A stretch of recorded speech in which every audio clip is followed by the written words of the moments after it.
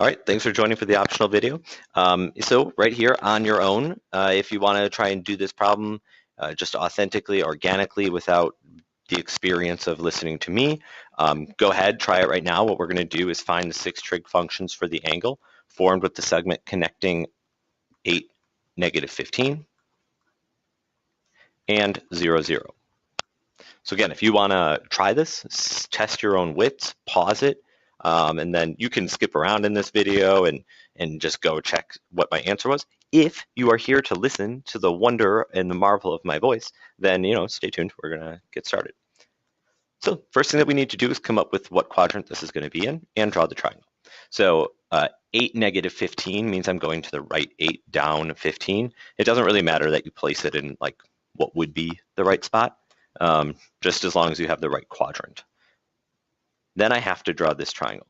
There's no flexibility with this triangle. It cannot, that's a terrible, it cannot go perpendicular to the y-axis. Otherwise, it just gets a little bit messy, and in certain scenarios you make more mistakes. So trust me, if this is the coordinate 8, -15, this is my x value, which means I've traveled a distance of 8, and I've traveled down -15. This is an 8, 15, 17 right triangle, and if you're not sure how to get that, just do the Pythagorean theorem, but you should get used to these. And we're looking for the 6 trig functions. So if I call this theta, then we'll have the sine of theta, which is opposite over hypotenuse, -15 17ths. The cosecant of theta then is going to be -17 15ths. The cosine of theta, adjacent over hypotenuse, 8 17ths. And the secant of theta, 17 eighths. The tangent of theta, opposite over adjacent, sorry, I pointed to the wrong thing, opposite over adjacent, so -15 eighths. And the cotangent then, -8 15ths. So nothing, too tricky there. The toughest thing is going to be drawing these triangles. I know that seems like a silly thing to say, but picking out what quadrant and paying attention to what quadrant something like that is going to be in. All right, next, find the values of the 6 trig functions if cosine theta is equal to -4/5 and sine theta is less than 0. So cosine being -4/5. Cosine being negative means I'm either in quadrant 2 or 3. Sine being negative means I'm in quadrants 3 or 4. So the only time that both of these things are going to happen then means I must be in quadrant 3. So when I'm drawing this, I couldn't just use this information. This isn't specific enough because it could have been in one of 2 quadrants. So instead, now, if I know I'm working in the 3rd quadrant, I'll draw that triangle, or what almost was that triangle. And if I call this my angle, the adjacent side is -4. The hypotenuse is 5. The hypotenuse is never going to be negative, so you don't have to worry about that. And you knew that this had to be the negative because you were working in that 3rd quadrant, and x has to be negative. And then my y value, this is a 3, 4, 5, but it must be a -3 because y must be negative here in the 3rd quadrant. And again, that's the type of stuff that, that's where people make a mistake, is not paying attention to positives, negatives, and then a little bit of Pythagorean theorem for some people. So if I'm going to now do all of my trig functions, I'll have sine theta is equal to opposite over hypotenuse, -3/5, which means cosecant theta is -5/3. Cosine theta is -4/5, that was given to us, which means secant theta is -5/4. And tangent theta, opposite over adjacent, that's going to give me just a +3/4, which makes cotangent theta a +4/3. Again, if you want to pause these and try them out on your own, feel free. You can skip around, just check your answers with me. Find the values of the 6 trig functions if secant theta is equal to -2 and theta is between pi and 3 pi halves. So right here, you actually get the quadrant. If theta is between pi and 3 pi halves, that means we're in quadrant 3. So I'm going to start off by drawing that triangle. So here I have what is almost a triangle in quadrant 3. If secant of theta is -2, what you need to be thinking is, what is cosine theta? Well, if secant is -2, cosine is the reciprocal of that. So cosine must be -1/2. And if cosine is -1/2, then this is -1 and this is 2. I can list two of my trig functions already. Cosine is -1/2. Secant is -2. I'm looking for sine, cosecant, tangent, and cotangent. So here's my angle. If I do the Pythagorean theorem, because I'm solving for this little side right here, I'd have x squared plus -1 squared equals 2 squared, which is going to give me x equals square root 3, technically plus or minus square root 3. And in this case, it must actually be the negative square root 3, because I have to have a negative side here, since I'm working in the third quadrant. Now, if I'm just answering these questions, sine is opposite over hypotenuse, so negative square root 3 over 2. Cosecant is going to be the reciprocal of that, so that's a -2 over square root 3, which rationalizes to -2 root 3 over 3. Tangent is going to be negative square root 3 over -1, so just square root 3. And cotangent is the reciprocal of that, so 1 over square root 3, which also rationalizes to square root 3 over 3. So cool thing about this point, if I know that cosine is -1/2, this actually is on the unit circle. Cosine being -1/2 means that we're looking at the point that is actually sort of down here.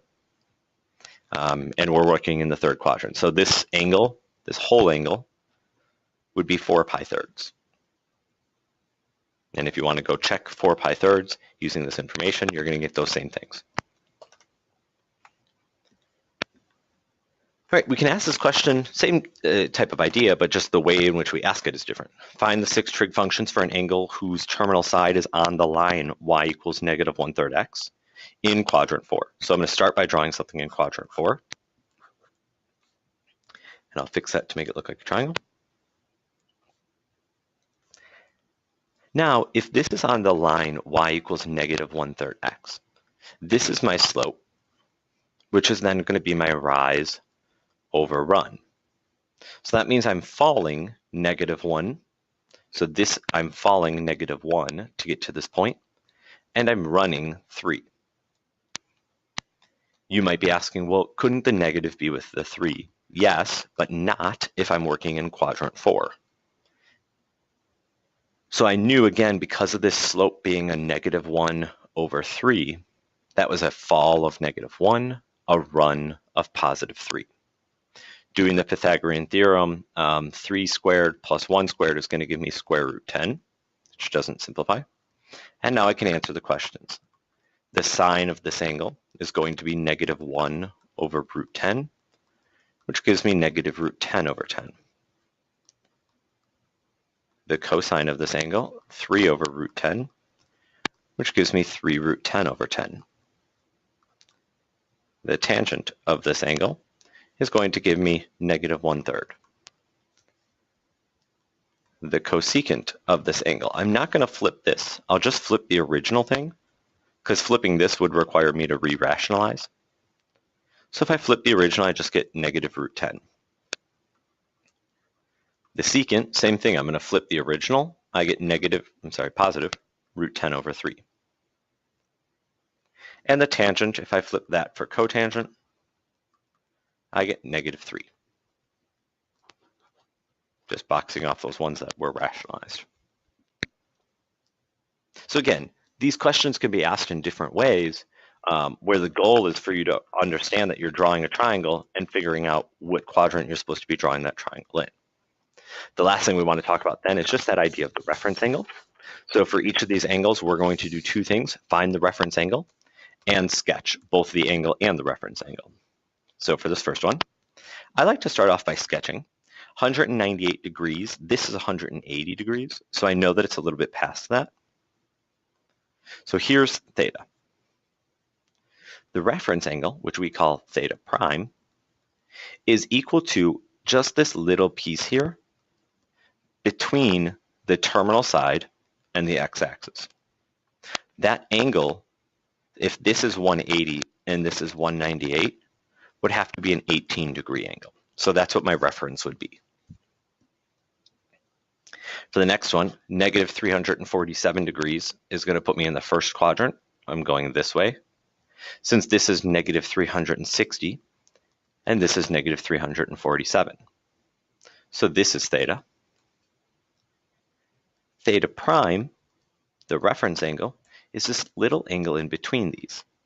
And I don't have to worry about positives or negatives when I'm talking about a reference angle, because we're just using it to give us a right triangle.